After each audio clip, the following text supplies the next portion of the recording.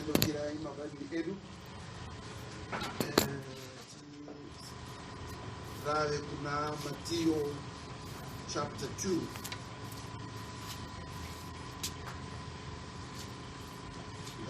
Rave ibuku ya Matthew chapter 2. Can you just read maybe from verse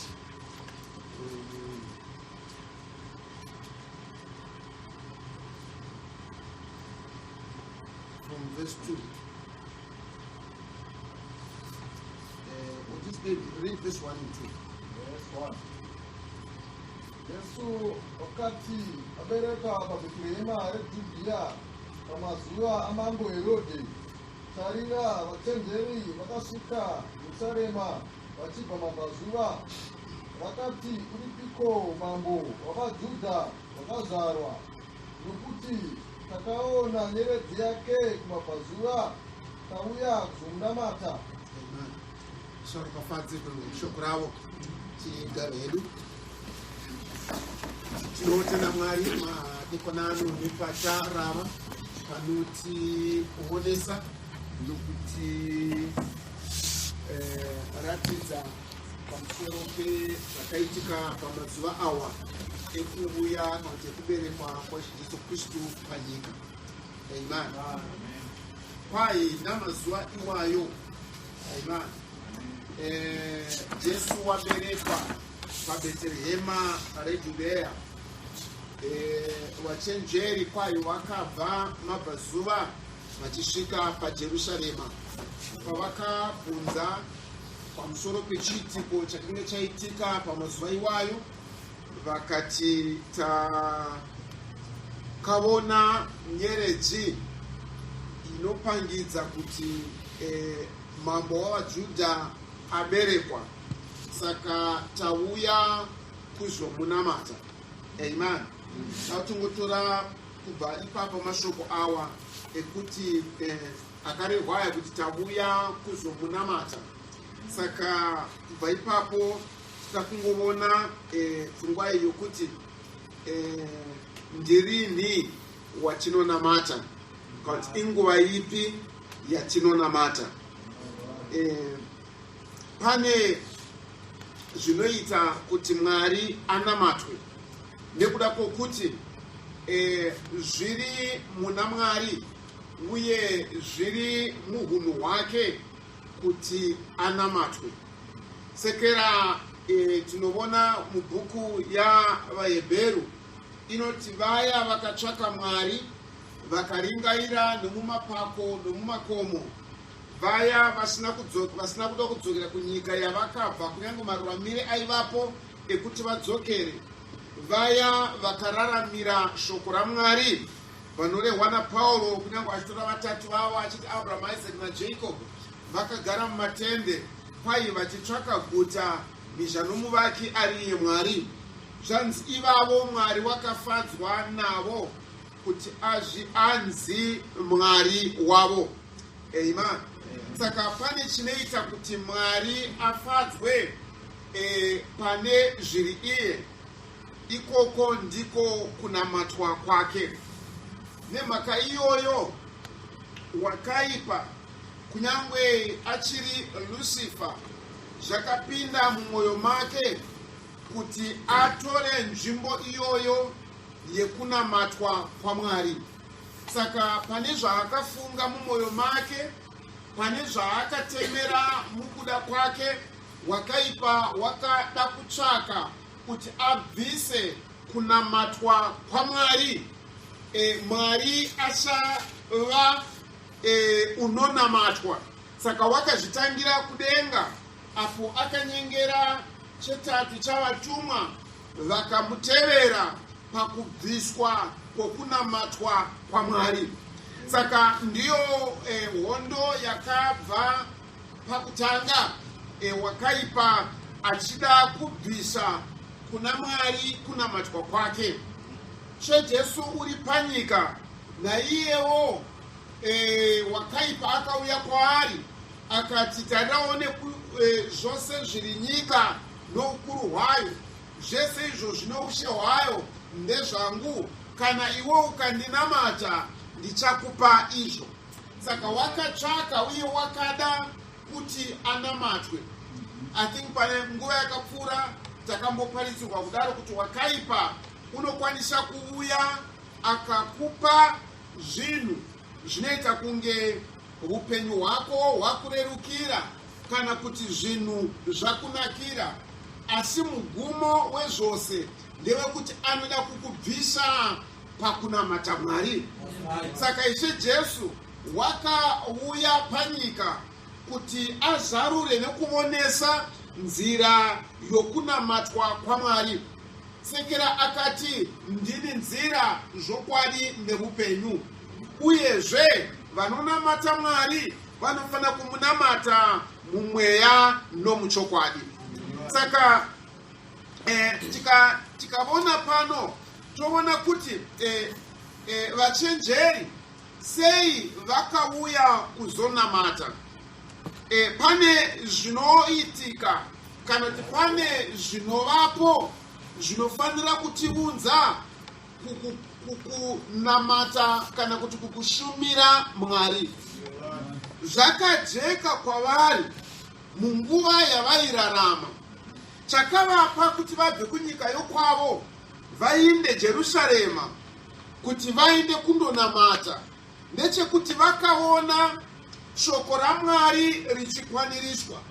Vakaona nyeredzi yainongedzera kuti pane chiitiko chaitika panyika chinodarika zvose zvingadai zvakamboitwa.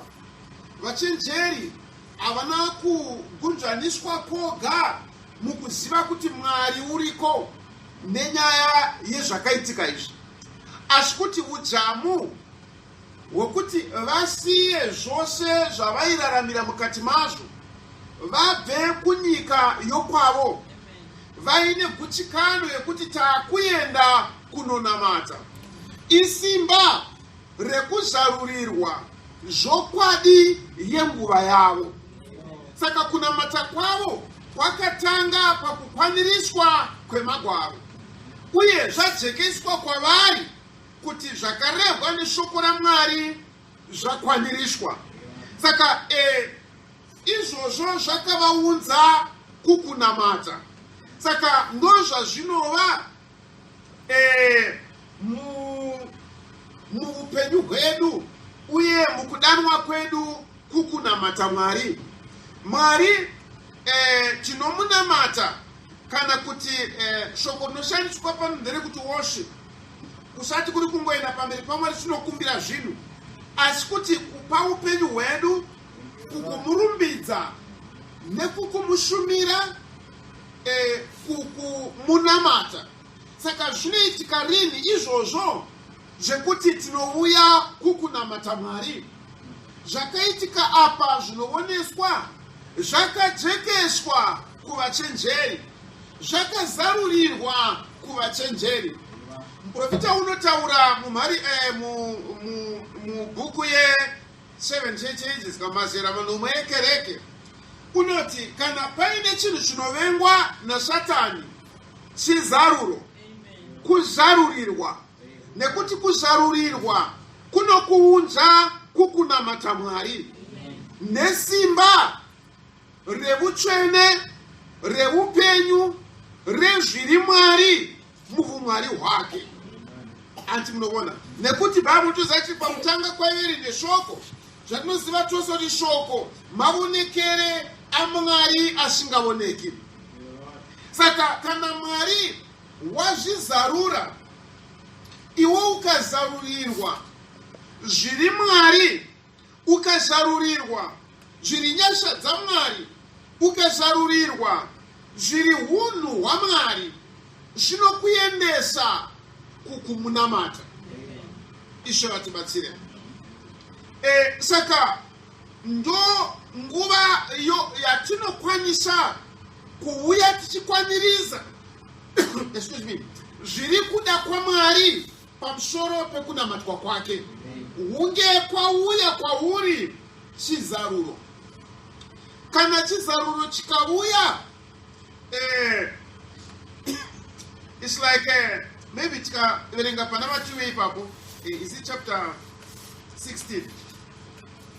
Matthew chapter 16. Matthew chapter 16.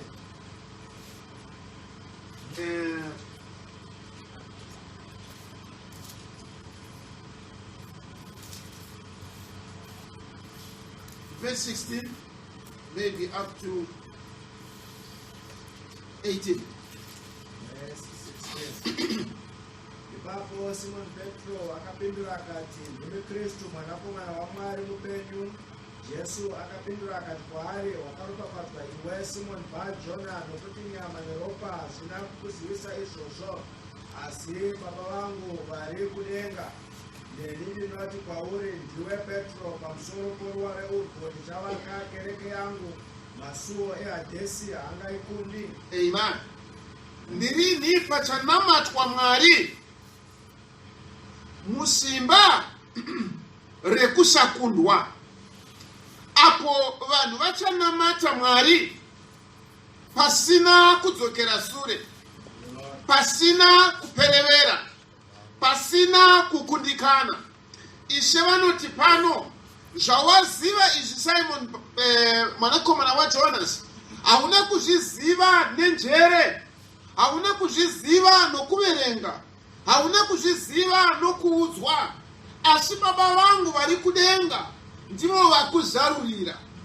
Saka kana chizaruro chikavapo, Ishe voti paruware irworwo rwechizaruro ndo pachavakwa kereke yaMwari. Saka kereke yaMwari yakavakirwa uye yakadanirwa kunamatwa kwaMwari. Saka Mwari unotanga kunamatwa kana pava nesimba rekuzarurirwa, rekuziva Mwari chaakada munguva yaunorarama, chekuziva shoko raMwari raakatemera munguva yaunorarama, rekuziva kuzarurwa kwaMwari mumwaka wako nomuzera rako. Ndo zvakaita kuti vachenjeri vabve mabvazuva vajekerwa nazvo. Saka Ishe pano vanoti zvinotora kuziviswa kunobva kuna Mwari pamusoro pezivo iyoyo iri kuzarurwa kwaMwari kumunhu pachezvake, ndo pachavakirwa nyaya yekunamatwa kwaMwari. Saka Mwari unonamatwa rini?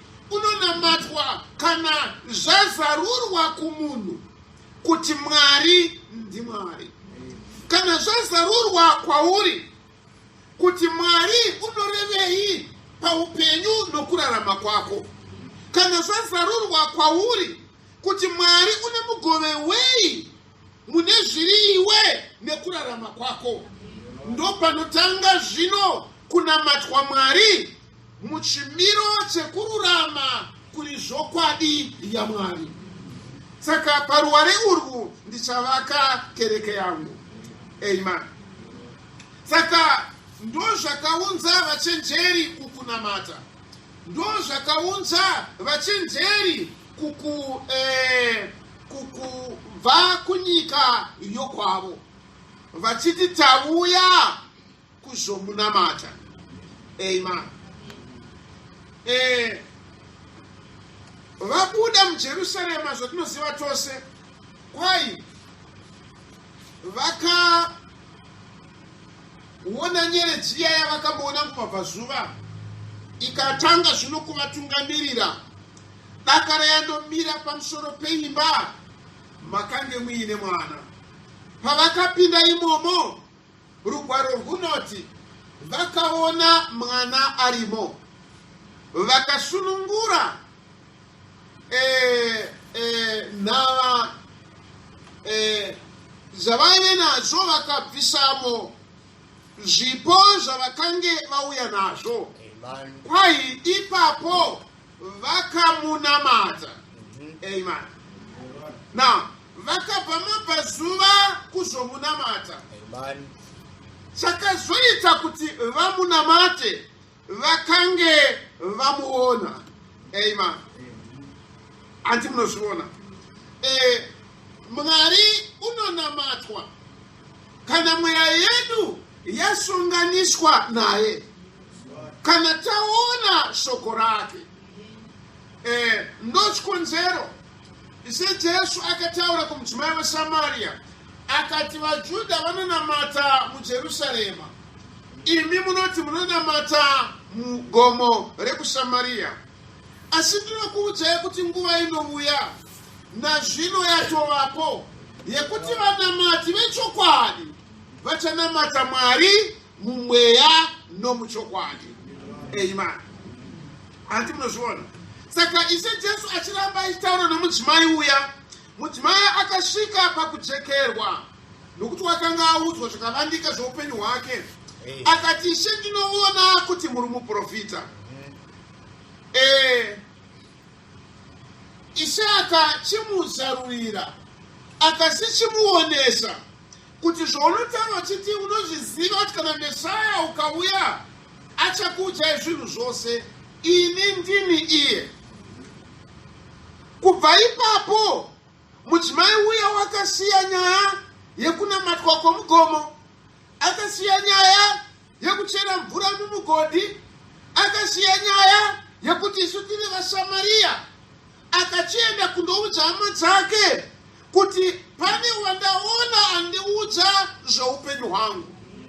Amen. I want to believe kuti mudzimai uya haana kudzokera zvekare kundoraramira munzira dzaaisirarama. Saka wakatanga kunamata, zvadzekeswa kwaari kuti Mesiya ndiani. Saka chizaruro chinotiunza kukunamata Mwari. Ndo patinotanga kunamata Mwari. Tingadai takanzwa nezvaMwari, tingadai takamboudzwawo nezvaMwari, asi kana tasonganiswa neumwari hwaMwari chiso nechiso, zvinotipa kuti tinamate. Amen. Pana Luke ipapo patambura pai ngati opposite tarava pana Matthew ane pana Luke chapter 2 zvikari. Chapter 2 ya Luke verengai kubva pa verse ya 15 kusvika pa 20. Zvino vatumwa vakati vabva kwavari vaenda kudenga, vafudzi vakataurirana vachiti, ngatiende hedu Bheterehema tindoona chinhu ichi chakaitwa chatakaziviswa naShe. Ipapo vakakurumidza kuenda vakawana Maria naJosefa norushiye rwuvete muchidziro chezvipfuwo. Vakati vaona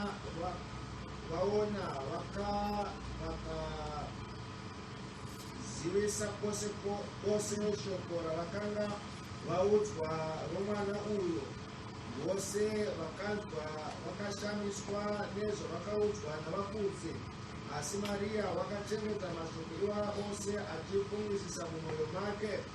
Zvino vafudzi vakadzokera pakare vachikudza nokurumbidza Mwari pamusoro pezvose zvavakanzwa nezvavakaona nezvavakanga vaudzwa. Amen. Now, vafudzi vari kura kutoziva vatumwa vakauya vakaimba vakaudzwa kuti chiendai muguta raDhavhidhi muchandoona rushiye rwuri muchidziro chemombe. Vakaenda vanzwa mashoko iwawo, vakandoona zviro kwazvo Maria naJosefu vari paya, uyezve mwana ari muchidziro chemombe. Pana kuti tingobata ndepekuti zvino vafudzi vakadzokera vachirumbidza vachikudza Mwari nokuda kwezvose zvavakanzwa, zvavakaona nezvavakaudzwa. Amen. Kunamata kwavo kwakakonzereswa nekuda kwezvavakange vaona, zvavakange vajekeserwa, zvakange zvazarurwa, zvaiswa pachena pamberi pavo, kuti izvi ndizvo zvakarehwa, izvi ndiro shoko raMwari muuzere hwaro. Ama kusvika mweya yedu yagutsikana kushoko ratakatenda, kusvika mweya yedu yagutsikana kumharidzo yakatumwa kwatiri, apagone kubva matiri kunamata kuri kwechokwadi. azvikone kubva matiri kunamata kuri kwakaperera. Nokuda kwokuti mukurarama kuno tamboreva pakutanga kuti wakaipa chaanoda kubvisa vanhu pakunamata Mwari. Kubvisa vanhu pakuti Mwari ave ndiye unoreva zvose paupenyu hwavo, asi kuti vararamire vakudze nokuremekedza izvo zvinovabvisa panzvimbo yavo pana Mwari, kuti Mwari asava ndiye unonamatwa. Amen. Saka wakaipa sizvataona pano, taona kuti Mwari unozvizarura, Mwari unozvijekesa, Mwari unozivisa vanofanira kumunamata kuti vazive kuti iye ndiye Mwari, vochitanga zvino kumunamata. Asi kunyange zvakadaro, kana vaziviswa kuti Mwari unofanira kunamatwa, wakaipa haaregi kuti aunze chaakada kubva pakutanga, kuti Mwari asanamatwe. Tavona kuna Ishe Jesu akaunza chinhu chinenge mufaro, akaunza chinhu chinenge kureruka kwendima, akati kana ukandinamata ukasiya kunamata Mwari ukandifugamira, ini ndichakupa zvose, upenyu hukurerukire. Amen. Saka donzvo rake nderekuti nenzira yomafaro, nenzira yokunge rugare, nenzira yokunge ndizvo zvakanaka, wakaipa unokanda munzira yomunhu zvinhu zvakadero kuti zviparadze kunamatwa kwaMwari. Amen. Saka aakande zvakangonaka koga kuti zvibvise vanhu pana Mwari. Nokuti tikaverenga pana Job chapter 1 verse 20 kusvika pa 22, tingorava ipapo. Job chapter 1 verse 20 kusvika pa 22.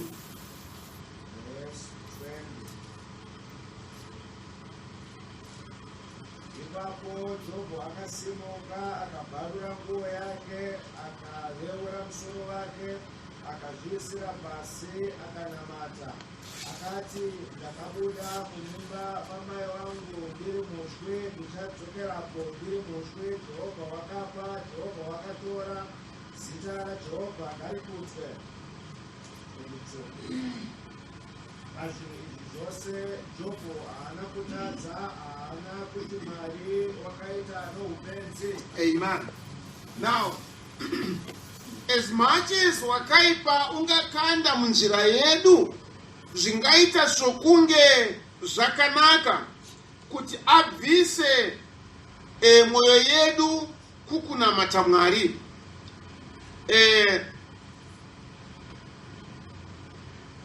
unokwanisazve kuuya nenzira yokubvisa rugare, yekubvisa zvakanaka muupenyu, kuti abvise nyaya yekunamatwa kwaMwari. Asi isu takatemerwa kukunamata Mwari. Mubvunzo uchingoripo wekuti tinonamata Mwari zvaita sei? Ndirini? Inguva ipi? Munharaunda dzipi? Muzviitiko zvipi zvinofanira kutipa kuti tiise Mwari panzvimbo yake mumwoyo medu? Ndirini watinonamata? Ndirini watinozvipa kuna Mwari? Taona neshoko raMwari kuti nenyasha dzaMwari anotizarurira shoko renguva yedu, anotizarurira nzvimbo yedu, anotizarurira kunyange kutadza kwedu. Sezvo akaita kumukadzi weSamaria, akamuudza kutadza kwake, izvozvo zvikamuunza kukunamata Mwari. Amen. Saka ndikaziviswa chakaipa changu, haisisi chikonzero chekuti nditirai saka sarai ninda kuenda.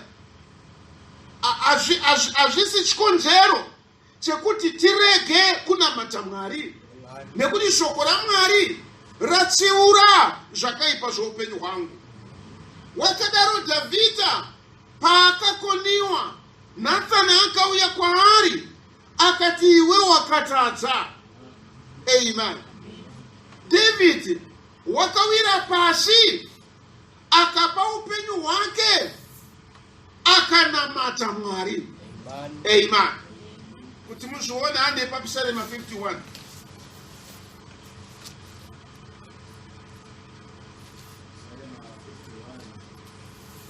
Verengai vesi ya kubva vesi ya 1.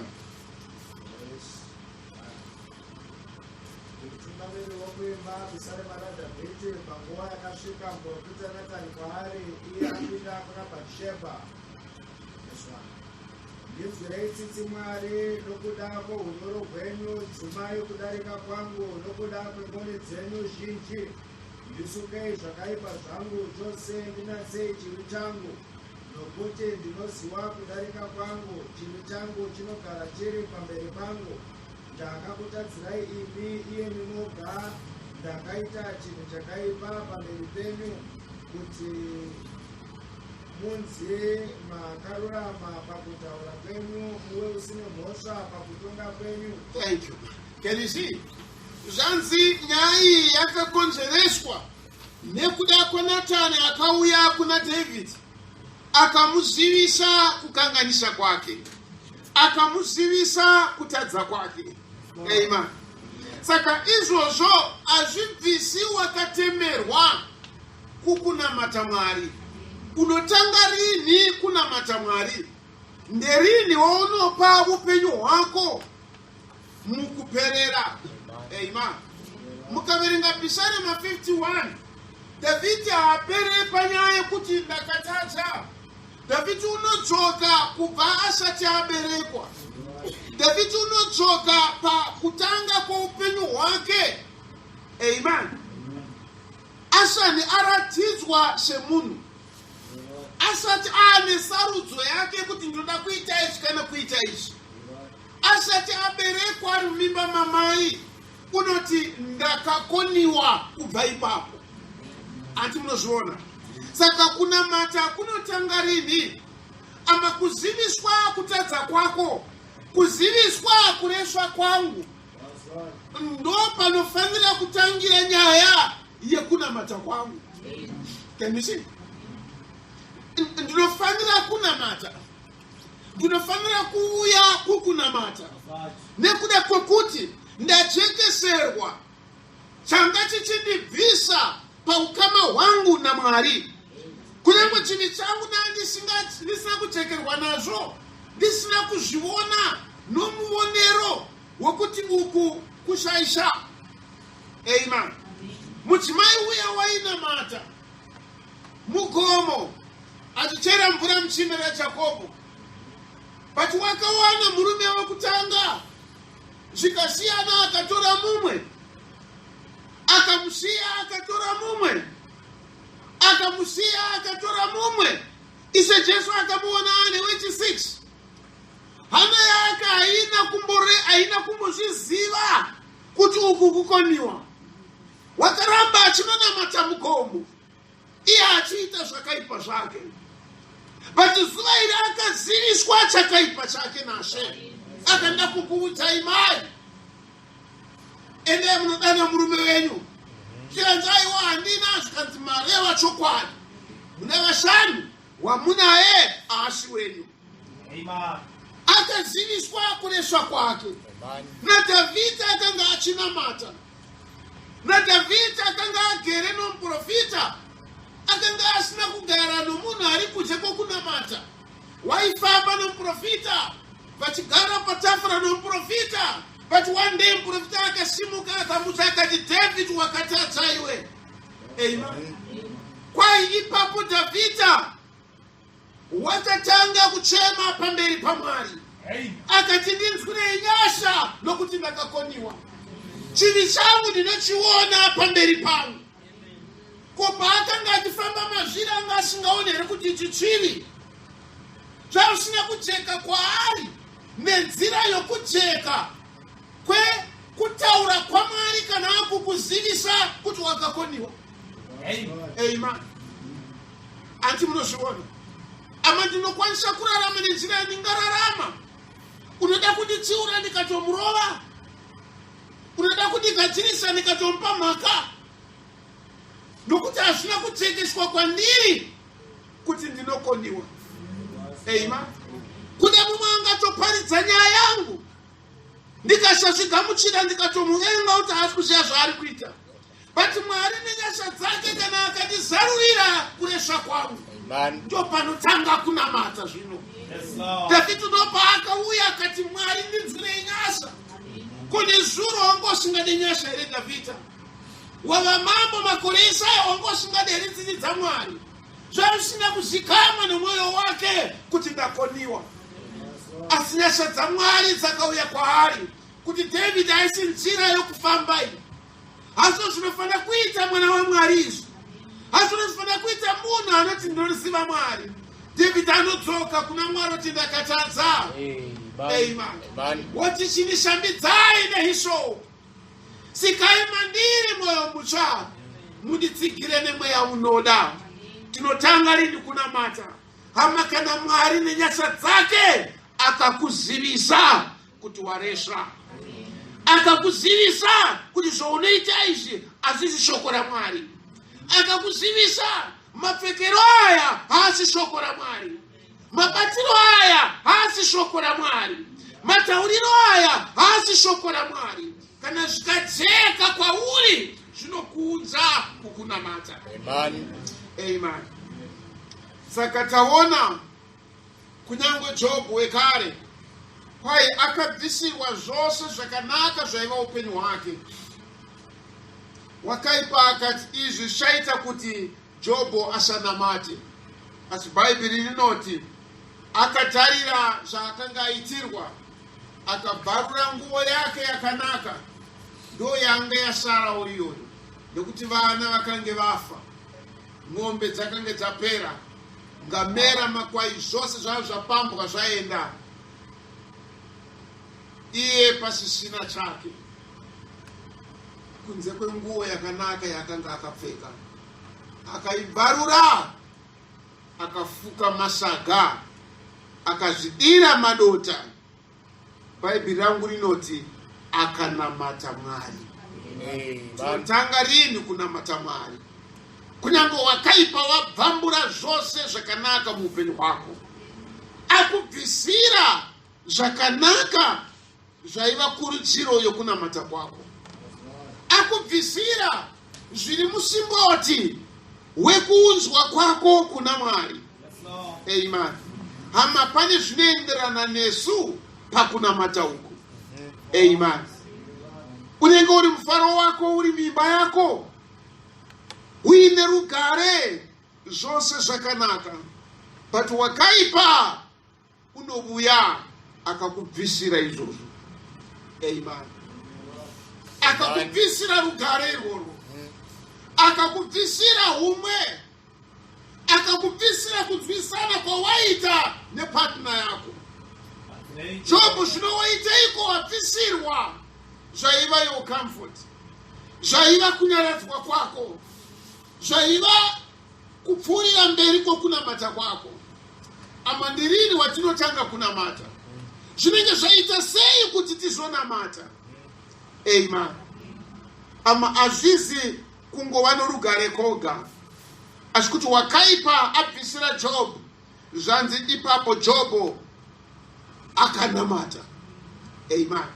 Wanga asinganamatire zvokuzvidemba kuti zvino nyangwe kunamatai ndo yazenda ndivire mudambudziko iri, zvino Mwari azonditiye kudaro, seiko zvinhu zvazodai so? Zvinova zvimwe zvezvinhu zvatinotaura pamusoro poupenyu hwedu. Kana zvinhu zvaoma muupenyu hwedu, tabvisirwa zvakanaka kwatiri. Kangani vanhu chivanzwa vachiti seko zvakadai zvaitika kwandiri, ko Mwari ndakatadzeikwe, ko isisu tazotadzeikwe. Ino vanhu vanotanga kublema Mwari, sei zvakaipa zvatiwira. Jobho haana kudaro, akabvarura nguo. Amen. As if to say, zvakaipa zvandaitirwa hazvina kukwana, nekuda kwokuti at least ndasiiwa ndine nguo yakanaka, ndasiiwa ndine nguo yekuti vanhu vakandiona vasingatozivi kuti danga remombe hakuchina, vasingatozivi kuti ngamera dzakapera, vasingatozivi kuti vana hapachina. Vanotondiona fanika ndiri munhu une remekedzo, vanotondiona somunhu kwayewo ari munhu ane zvinhu zvake musociety. Jobho akati izvi zvasara zvichindipa identity yekuti ndiri munhu ane zvose. Saka regai ndibvise even that identity, ndifuke masaga panzvimbo yamafuta, ndizore madota. Panzvimbo yekugeza nemvura, ndigeze namadota padurunhuru. Ipapo akatanga kunamata Mwari. Amen. Ndizvoni, ndirini iwo unonamata Mwari? Ndirini iwo unofanira kunamata Mwari? Haasi mazuva oga erugare nomufaro, asi zvinhu kana zvaipa, kana zvinhu zvabviswa panzvimbo yazvo, chifugama uchinamata Mwari. Chichirumbidza Mwari zvino, chipa mwoyo wako mukuperera kuti kunyangwe ndakapuwa zvikatorwa, ndiJehovha unopa, ndiJehovha unotora. Saka zita rake ngarikudzwe namatauriro angu, ngarikudzwe namafambiro andichaita, ngarikudzwe namararamiro andichaita. Handichabvisirwa nyaya yokunamata nokuti ndabvisirwa mufaro, ndabvisirwa rugare rwapanyika ino. Ishe kudenga vatibatsire. Jobho akati Mwari haite zvinhu noupenzi, Mwari hakanganisi paprogramu yake, Mwari harashiki pakutungamira upenyu hwangu munzira yakafanira. Amen. Ndosvikonzero Dhavhidhi wakareva pane imwe nzvimbo yakati, kunyangwe ndikafamba mumupato womumvuri werufu handichi chinhu, nokuti Jehovha ndiye mufudzi wangu, unoziva zvakafanira upenyu hwangu, unoziva zvakafanira kurarama kwangu. Handingamusiyi nokuti zvinhu zvandiipira nhasi. Saka Jobho wakaramba kufoseki kuramba Mwari, nokuda kwokuti wakaipa wakanga auya azunza dendere rerugare rwake. Ipapo akanamata Mwari. Ishe kudenga vatibatsire. Ndirini watinonamata Mwari? Ndirini watinofana kuuya nekupa rumbidzo kuna Mwari, nekumunamata nekumushumira, nekupa mbiri kwaari nokumurumbidza? Hapasi apo poga patine zvinhu zvakatinakira paupenyu, hapasi apo poga tiine utano, hapasi apo poga zvinhu zvose zvakamira zvakanaka. Muimba mune rugare, muine zvose zvokudya nokufuka, muine zvose zvakanakira kurarama kwedu. Hazvireva kuti izvozvo ndizvo zvinongotipa kunamata. Jobho ekare akanamata mashure mekunge zvose zvatorwa zvabviswa muupenyu hwake. Mwari wekudenga vatibatsire. Amen. Let's see another example. Pana Samuel wechipiri chapter 12. Can you read verse 19?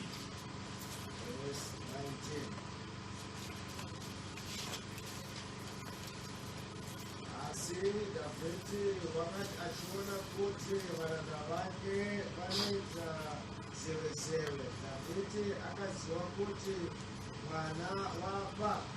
Dhavhidhi akati kuvaranda vake, mwana wafa here? Ipapo vakati wafa. Ipapo Dhavhidhi akasimuka pasi, akashamba, akazora mafuta, akafuka dzimwe nguo, akapinda mumba maJehovha akanamata. Ipapo akaenda kumba kwake, akakumbira zvokudya, vakamupa akadya. Ipapo varanda vake vakati kwaari, ndokudiniko? Achiri mupenyu makazvinyima zvokudya kuchema mwana, asi zvino mwana wakati afa. makasimuka mukadya zvokudya. Iye akati, mwana achiri mupenyu, ndakazvinyima zvokudya ndikachema, nokuti ndakati, ndianiko ungaziva zvinhu Mwari ungandinzwira tsitsi? Mwana akararama hake, asi zvino wafa hake, ndichazvirimireiko zvokudya? Ndingamudzosazve here? Ini ndichaenda kwaari, asi iye haangadzokeri kwandiri. Amen. Now, Chitungwiza verse 20. Can you just read again verse 20? Verse 20. Ipapo Dhavhidhi akasimuka pasi, akashamba, akazora mafuta, akafuka dzimwe nguo, akapinda mumba maJehovha, akanamata. Amen. Mwana wafa. Amen. Dhavhidhi ambenge achinamata achichema achizvinyima. Mwana wafa. Kwai Dhavhidhi ndo paakakumbira mvura, akageza, akabvisa masaga anga akapfeka namadota akanga akazvizora, akashamba, akapfeka nguo yakanaka. Chokutanga kwai akaenda kuimba yaJehovha akanamata Mwari. Amen. Amen. Ndizvodi mashure mekunge mwana afa, mukurwadziwa kwokurashikirwa nomwana, mukutambura kuti mwana wafa, Dhavhidhi akanamata Mwari. Amen. Kana zvinhu zvarema, kana zvinhu zvaita sokunge zvotooneka kuti hapana kudzoka shure, Dhavhidhi zvakamupa kuti anamate Mwari. Now, tinonamata Mwari rini? Zvandorevera pano pamusoro pokunamata uku, haisi nyaya yokuenda tichinokumbira kuna Mwari, tichiti Mwari ndiitirewo chokuti kana chokuti, asi kuti kupiwa kwoupenyu hwedu kukurumbidzwa kwaMwari, kupiwa muupenyu hwedu kugadzikwa kwaMwari munzvimbo yake, mumurangariro wedu, mumafambiro edu nomumararamire edu. Kuti Mwari unorevei kwandiri, Mwari unorevei muupenyu hwangu. Zvakaitika kuti David akarashikirwa nomwana, ama ndonguva dzinobva vanhu pakunamata, vachitopa chikonzero chakazara chekuti kunamata kwazorema nekuda kwokuti ndawirwa nedambudziko iri, nekuti zvakadai zvawira upenyu hwangu. Sezvataona pana Jobhu iyewo, kuti warashikirwa nezvese zvaiva good reason yekuti regai ndimotora dzimwe nzira. Zvaifana kuvapa David good reason, regai ndimunobvunzirawo kumashowe, regai ndimboenda ndimunoona kuti zvingafamba sei kun'anga. Asi Dhavhidhi usingachemeri kuti mwana ngaamuke, asingachemeri kuti mwana ngaadzoswe zvekare kwaari, akati kunyange mukurashikirwa kwangu naye, ndakupa upenyu hwangu kukunamata Mwari, ndakurumbidza Mwari nezvose zvingava upenyu, simba namawaniro angu. Ndirini watinonamata, ndirini watinopa upenyu hwedu kuna Mwari. Hapasi apo poga zvinhu zvakatinakira, kunyange zvinhu zvikaoma muupenyu hwako, kunyange tariro yako ikadzima, kunyange shuviro yako ikakoniwa, kunyange zvawaida nokuvarira zvikatadza kuitika, hama hachisi chikonzero chekuti Mwari asanamatwa muupenyu hwako, hachisi chikonzero chekuti Mwari asava nenzvimbo yake mukurarama kwako. Kana zvadaro, kana zvaoma nemutoo wakadaro, isa Mwari panzvimbo yake muupenyu hwako. Namata Mwari nechimiro chokuva kwaMwari panzvimbo yake muikonomi yako, mupfungwa dzako, muupenyu hwako, mumhuri yako, mukurarama kwako. Mwari ngave Mwari. Ishe vatibatsire, nokuti ndowakaipa nguva dzose unotsvaka kubvisa Mwari muupenyu hwako. namadambudziko aangaunza nekusanzwisana kungamuka pakati pako nehama dzako, kusanzwisana ungaitika pakati pako nevemhuri yako, kusanzwisana ungaitika pakati pako neimba yako. Donzoro wakaipa nderekuti iwe usanamata Mwari. Asi Davhidhi wakati ndipei hembe yakanaka, ndipei mvura ndishambidze muviri wangu, ndiupinde mutemberi yaMwari ndimunamate. Mwari wokudenga vatibatsire. Ndirini watinofanira kunamata? Ndeapo wakaipa akuda kubvisa matiri nzvimbo yaMwari nemadambudziko nezvinorwadza nezvinotambudza namashoko angabva kumhuri, angabva kuchechi, angabva kupi, zvinoda kubvisa Mwari muupenyu hwako. Ndo zvinofanira kukupa iwe foundation, zvokupa iwe hwaro hwokuti uvakire nyaya yako yekuti Mwari ndiMwari muupenyu hwako. Mwari vatibatsire. Amen. Ndiri watinonamata Davhidhi mukurwadziwa kwake, Davhidhi mukurashikirwa kwake, akanamata Mwari. Amen. Saka tinoona kuti hakuna discouragement, hakuna chinofanira kukubvisa iwe pakunamata Mwari. Asi kuti chero chingauya nenzira ipi chinonzwa nawakaipa, ngachive makwanisire ako iwewe ekuti unamate. Amen. Handizivi kuti Davhidhi angaine mazuva mangani asingaende kuchechi. Handizivi kuti Davhidhi angaine mazuva mangani asingorarama hake, asingofamba. But one day Prophet Nathan akauya akasvikomudza kuti David wakatadza iwe. Amen. Zvakaita serevival kuna David, nokuti ndo paakatanga kunzvera upenyu hwake, paakatanga kuona kuti aiwa ndakatadza, mai vangu vakandigamuchira mukusarura, ndakaberekerwa muzvivi, ndarashikirwa mapfupa angu apera mwongo mukati mangu, ndaparadzaniswa naMwari, moyo wangu chaiwo hauda kutombonaka.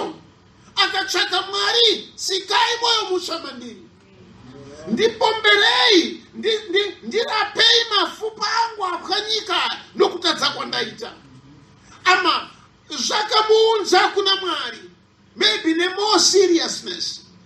Kana zvakaipa zvakuvhiringidza, kana mhepo yakaipa yavhuvhuta nepauri, ama haisi mukana wokuti urambe uchingonyura muzvakaipa zvako, urambe uchingonyura mukutadza ikoko. Asi kuti ngazvikupe kupatika kuti Mwari wandiyeuchidza, Mwari wandionesa kuti ndakoniwa apa. Saka Mwari anodida, Mwari uri kudivira angu, daisa kudaisa ndizviparidzwe, daisa kudaisa kuti uzvizive, daisa kudaisa kuti uzvione.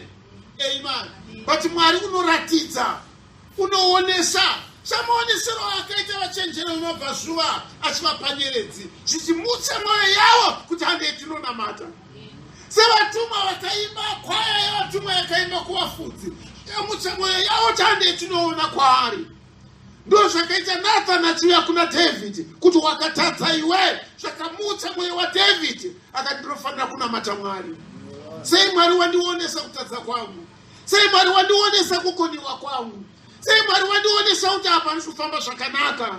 Mwari ane hanya nemweya wangu, Mwari ane hanya nenzira dzangu, Mwari ane hanya neramangwana rangu, Mwari ane hanya neramangwana remhuri yangu, kuti vafambe mukuramba kweutsvene hwaMwari. Saka Mwari wandigadzirisa pakutadza kwangu. Amen. Ama zvinofanira kutipa kunamata, hatifanire kusiya kunamata nekuti Mwari wationesa kuti takoniwa. Amen. Saka mukusuruvara kweupenyu, mumadambudziko akasangana nemweya wako, Pauro anotaura kwaFilipi achiti farai. Ndinopamidza zvekare farai. Amen. Ndingafara sei? Ini ndabatwa mumusungo wechivi. Ndingafara sei wakaipa wandinundurudza akandiendesa nenzira ndandisingade kufamba? Ngandifare nekuda kwokuti Mwari wandizivisa kuti ndakwenda nenzira isiriyo. Amen. Ndoda kuti ndifare nokuti ndinoona Ishe akatandavadza maoko achiti uyai kwandiri makanetwa, makaremedzwa nezvivi, makaremedzwa nezvakaipa, makaremedzwa nemitoro yekuchiva kwenyama. Uyai kwandiri ndichakupai zororo. Amen. Shona kuti I'm a candidate. Ndinoshuta maconditions ari kudiwa. Amen. Zvanzi uyai kwandiri imi vatsvene, ndaiti ndavharirwa mukova. But zvanzi uyai kwandiri makaneta imimi. Zvanzi uyai vane simba, ndaiti papa handifite. But zvanzi uyai imi makaneta makaremerwa. Amen. Makabatwa mumusungo wokutadza, makabatwa mumusungo wemupfungwa isina kunaka, makabatwa mumusungo woukuresa nekuperevera kwenyama. Shevanoti uyai kwandiri, ndiuye kuzoitaiko kuzomunamata. Amen.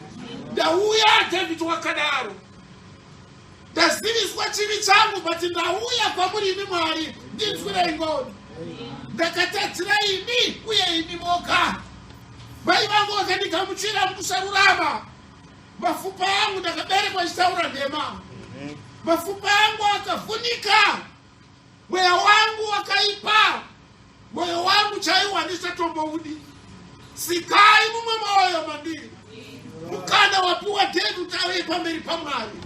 Pamwe madekwanano Mwari unotipa mukana wokudzoka munharaunda dzake, wokuuya kukumunamata, kwete nokuti tiri vatsvene, asi nokuti amatakatadza. Nokuti ndakaita usiri izvo, ndakafamba nemutoo usiriwo. Asi pana kundipa simba rokuti saka zvino kana atotadza peta uchingopinda mukutadza kwacho. Today Mwari vanotiratidza. Amen.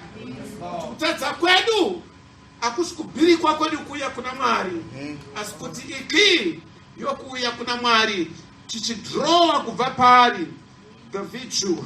Amen. Munoziva mukadzi uya airwara akauya kunashe akati ndikabata mupendero nguo yake ndichapora. Amen. Akabata mupendero iwoyo, Ishe vanoti virtue, simba rabva kwandiri.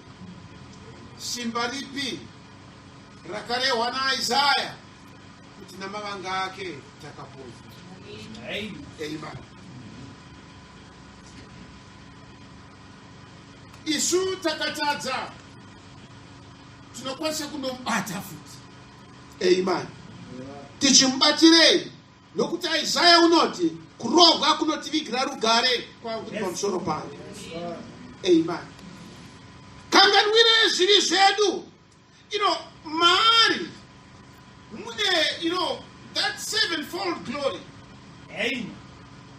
Mwari ni Jehovha Jireh. Mwari ni Jehovha Nisi. Ndiye kururama kwedu. Ndi Jehovha Tzidkenu, our righteousness.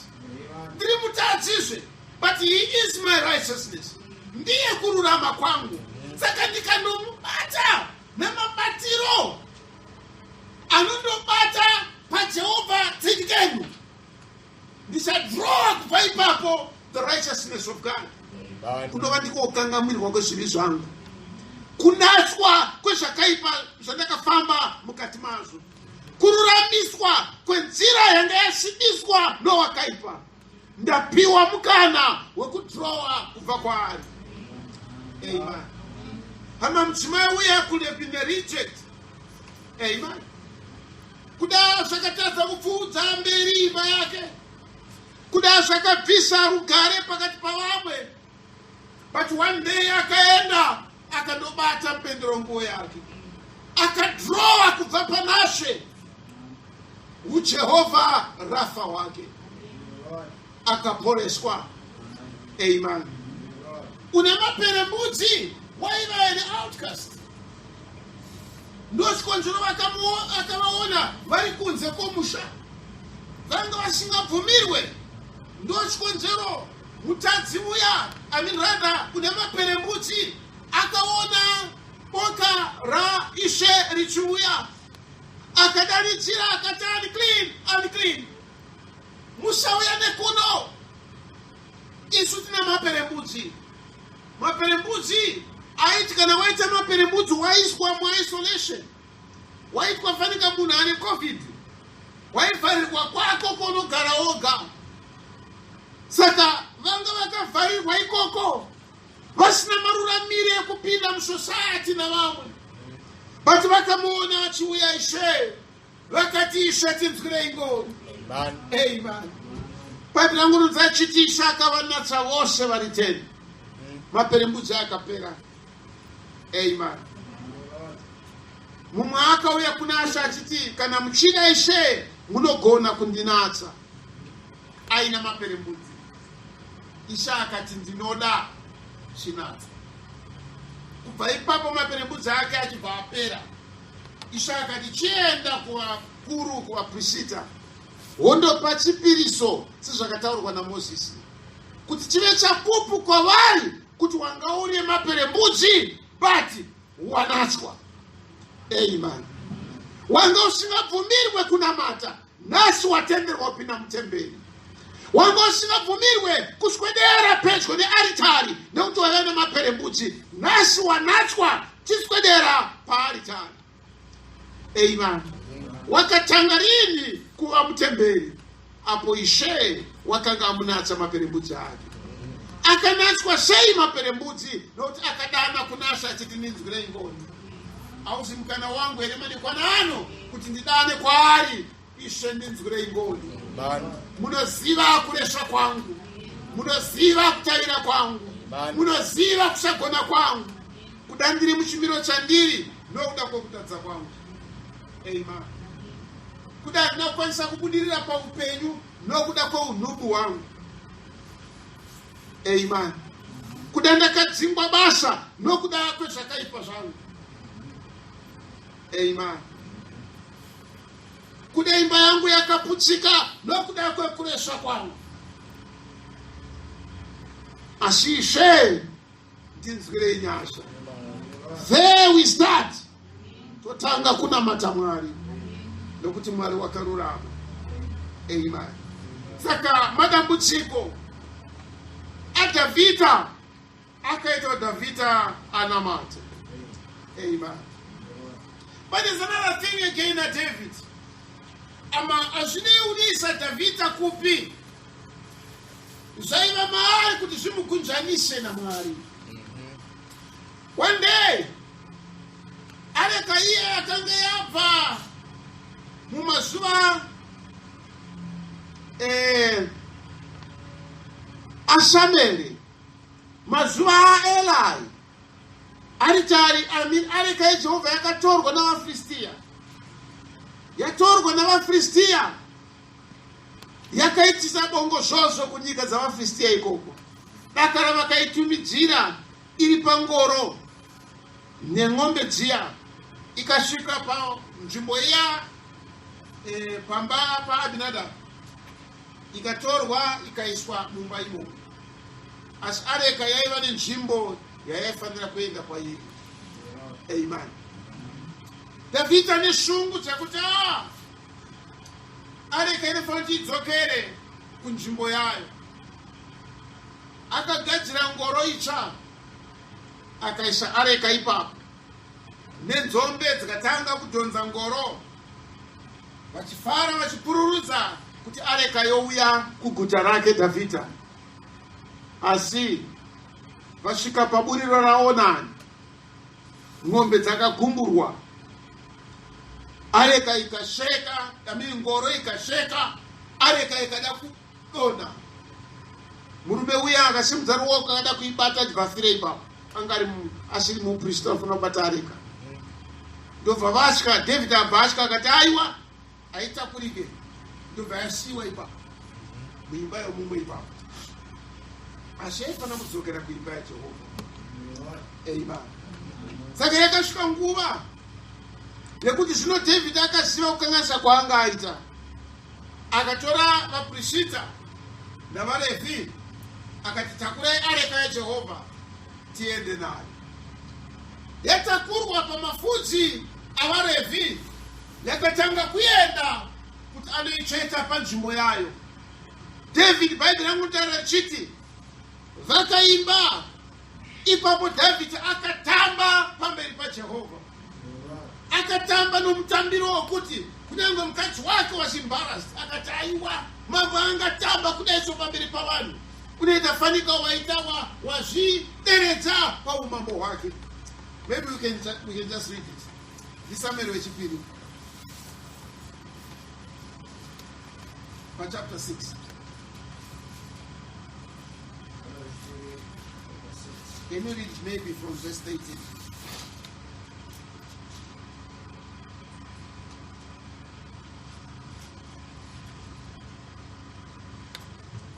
Chapter 15.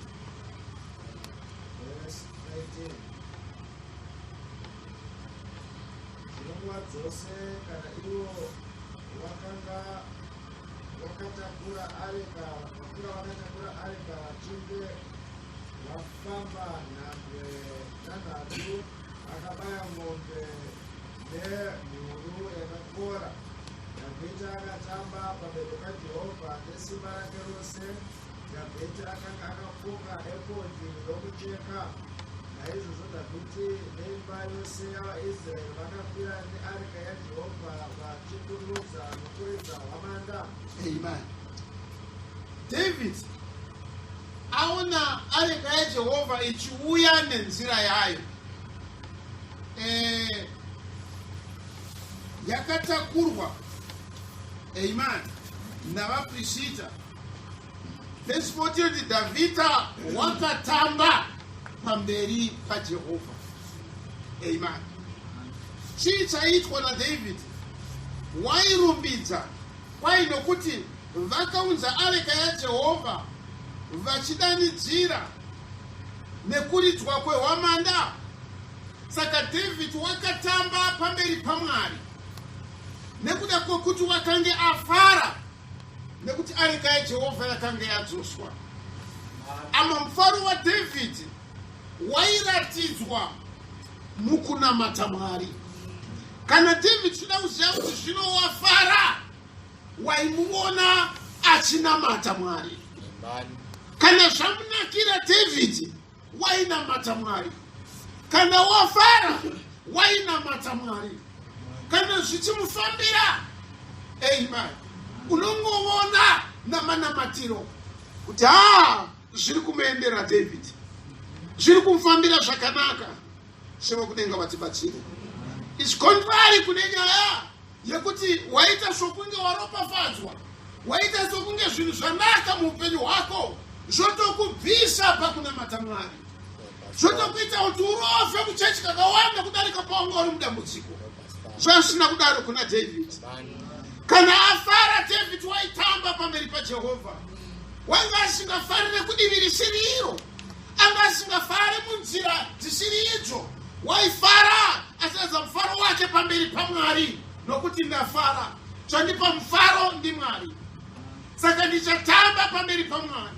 Muchimai wake akamuudza miruka akati pamazema nyanyawo apa zvikanzi kutaura kuti ndatamba kudai nhasi pamberi paJehovha, ndoda kukuudza kuti ndichatamba kudarika kutamba kwandaita nhasi, nekuti Jehovha ndi Mwari wakandipa ushe kubvisa muruoko rwababa vako iwe Sauli. Saka Mwari ndichamutambira nokuti wandiitira zvakanaka. Ndirini wandichatanga kunamata Mwari? Hama kana Mwari wandiitira zvakanaka, kana Mwari wanzwira nyasha mweya wangu, nezuro ndakarara nenzara, nhasi Mwari wandipa chokudya, izvozvo zvichandipa ndinamate Mwari.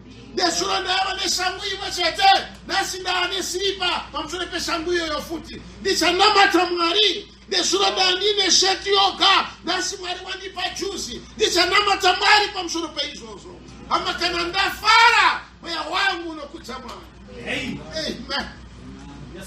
Hana wakadaro akanga atambura nguva yakareba. Musi wakapiwa mwana, wakauya naye pamberi paEla, akamuunza kuchechi, akati mweya wangu unokudza Mwari. Ndiye nyanga yeruponeso rwangu. Amen. Nokuti wakange afara. Ishe vatibatsire. Elizabeth achiona Maria achiuya, kwaipa vakakwazisana vakafara. Amen.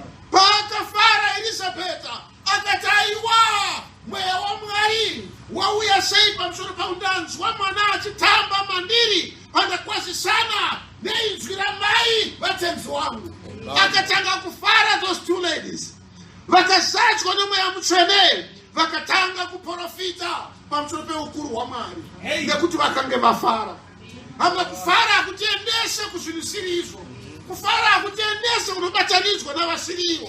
Hama kufara kunotibatanidzisa nevari vekwedu. Torumbidza Mwari, tonamata Mwari, tomushumira nekuti tinofara. Ndiani ari kufara? Jakobho oti ngaaimbe nziyo, kwete dzokwama cheso, ngaaimbe nziyo dzekurumbidza Mwari. Ama mfaro wedu unotiendesa kukunamata Mwari. Kana tafara unotiona nekurumbidza Mwari.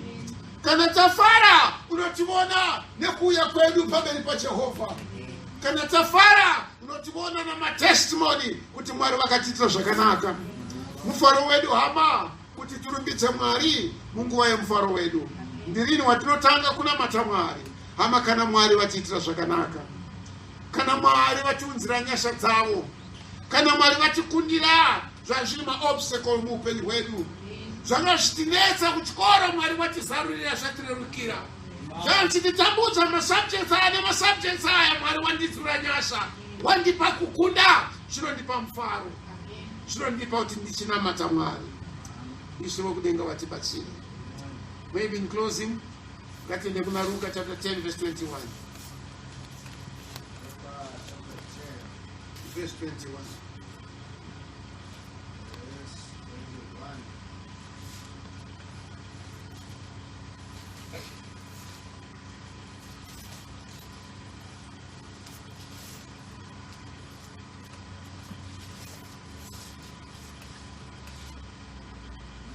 Iyo wakafara nomweya mutsvene akati, ndinokuonai Baba Ishe wokudenga napasi, kuti makavanzira vakachenjera navakangwara zvinhu izvi mukazvizarurira vacheche.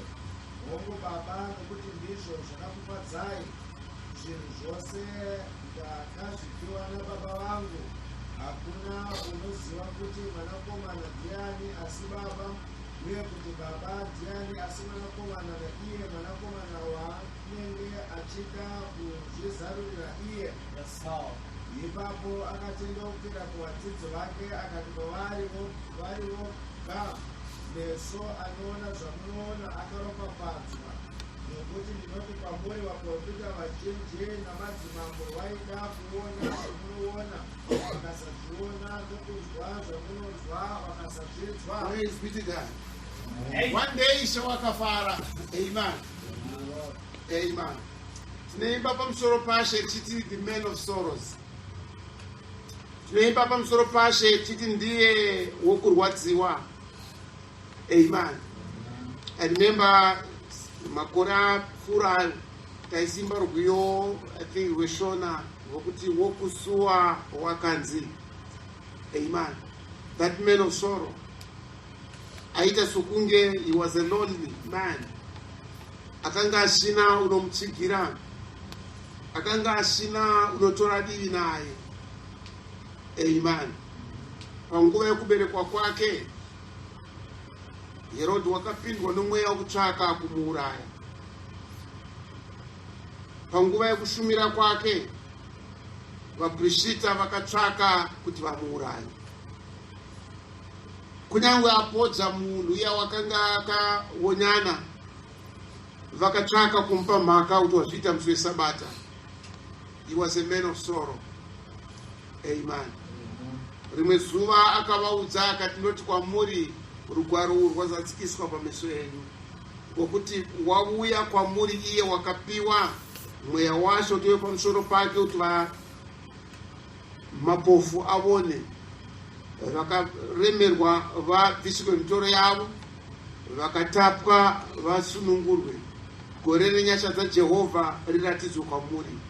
Avaudza izvozvo achiti rugwaro rwatozwadzikiswa pameso penyu, kuratidza paine ari bofu angatoti saka rugwaro rwaitika kuona kwangu kwauya. Kana paine anga akaremerwa, rugwaro rwaitika urwu ndabviswa mutoro wangu. But vakaitei, vakamutora vakamuendesa kumawere, vakada kundomusairira kuti afe. He was a man of sorrow. Amen. Razaro afa 4 days akaenda akamumutsa panzvimbo yekuti vafare kuti zvatiitira zvakanaka. Vakaite pamusoro pake vakatsvaka kuda kuuraya Razaro wacho, tidzime nyaya yokuti akamutsa munhu. He was a man of sorrow. Rimwe zuva achiyambuka gungwa, wakaipa achiziva nyaya yakanga iri mhiri kwegungwa uku kuti kuchabatwa basa rakakura sei, Ishe avete. Wakaipa akasimudza gungwa, mhepo ikavhiringidza gungwa, igwa rikada kunyura. Vakamumutsa akati peace be still, kudzikama kukavapo. Angoyambuka ndopa akasangana nomurume uya aigara kumarinda, aizvicheka. Amen. Vanhu vaimbozama vakamusunga necheni waidimbura, vaimbozama vakamupfekedza hembe waibvarura oenda ari pedzi mumakuva, vakamuwaridza mumba kuti arare waibudamo achienda kunorara pamusoro pamakuva. Vanga vari munhamo isingaiti. Patisha akabuya akarayira mweya iyoyo kuti ibude. Arayira mweya iyoyo yabuda, vanhu veguta iro panzvimbo kuti vafare kuti aiwa zvino taane rugare. Murume akanga achitambudzika wasunungurwa, nhasi anokwanisa kugara nemhuri yake vachidya patafura, uchivatawo mumba achigezawo savamwe. But vakagara pasi vakuru veguta vakaungana vakaronga nyaya kuti ngatimuudzei munhu kuti abve munyika medu. Vakauya kunashe vakati tiri kukumbirisawo zvikuru nenyasha dzaMwari, ibvai budai muno. Man of sorrow. But one day akatuma 70 kuti vaende kunoparidza. Vakadzoka negood report, vakati mweya yakaipa yanga iri pasi pedu. Taparidza shoko maguta vachitigamuchira. Akati aiwa musafara henyu kuti makabudisa mweya yakaipa, asi farai kuti mazita enyu akanyorwa kudenga. Izvozvo ndo zvakamuudza muvhesi yataverenga 21 21 yekuti akafara pamweya wake. Afara mumweya wake akaitei, akanamata. Akati baba ndinokutendai, zvinhu zvimakazvivanzira vakangwara navakachenjera, mukazvarira vachechi vandavo kudzidza. Akati kwadzidzi vake vari padivi, makaropafadzwa imi kuti munoona zvamunoona, nzeve dzenyu dzakaropafadzwa kuti munonzwa zvamunonzwa. Can I say that again tonight? Kuti makaropafadzwa kuti munonzwa zvamunonzwa, makaropafadzwa kuti maona zvamunoona. Nokuti vekare vakashuvira kuona kuzarurwa kwezvisimbiso, kuzarurwa kweshoko raMwari. John wakashuvirawo kuti anyore pamusoro pekutindira kunomwe, asi zvose zvakavanzwa kwavari, asi Mwari nenyasha dzake akazvizarura kwamuri. Azvifane kunze here mufaro matiri, azvifane kunze here rugare matiri. Kunyange wakaipa akatibvumburudza neipi nzira, ama takapiwa a peace inogara. Amen. Yekuti Mwari wakatizivisa kuti tiri mwenga wake. Pane imwe nzvimbo muprofita akati handichakushedzai kuti chechi, ndakukushedzai kuti bride. Nokuti zvazarurwa kwamuri kuti muzive zvakavanzika zvechikomba, zvazarurwa kwamuri kuti muzive zvakadiwa naMwari mumurangariro womwoyo wake, kuti mujekesherwe nyaya yokunamatwa kwaMwari. Zvinofadza mweya medu zvoti pei sashe kwai vakati baba ndinokutendai. Zvinhu zvakavanzirwa vakangwara navakachenjera, azvakazarurwa vacheche vandavo kudzidza. Paakafara Ishe wakanamata. Ndirini inguva ipi, zvinenge zvaita sei kuti tizonamata? Hama taoneswa neshoko raMwari kuti hakuna chinotibvisa pakunamata Mwari. Amen. Paul akapedzisa achitaura achidaro akati chii chingatiparadzanisa nerudo rwaMwari rwuri muna Kristu? Rufu here? Ndezvazvino here kana zvinouya? Inhamo here? chii chingatiparadzanisa kwa Mwari? Pazvinhu zvose zvingarwisa mweya yedu tiri vakundi nokupfuura kuburikidzana iye wakatida anova ndiyeshe Jesu Kristu. Mwari wakudenga watibatsire. Mwari vakatiita zvakanaka vatiunze kunharaunda dzokuziva uye kuti vaise mukana matiri wokuti tinamata. Amen. Wakaipa muvengi wako akakukanda muchivi icho, akakukanda muchakaipa icho, akakukanda mukutadza uko, kuti zvibhirike nyayo kunamata kwako iwe Mwari. Asi madekwana taoneswa nyasha dzaMwari kuti kunyange kutadza ikoko maruramire ekuti ndiuye kuna muponesi. Ndicheme ndidane kwaari saDhavhidhi wekare, sikai mandiri mwoyo mutsva, nditsigirei nemweya unoda, ndishambidzei nehisopi. Ndiwo wakanaka pamberi penyu. Dai Mwari vakatibatsira, vakatipa mweya unoda. Tisimuke.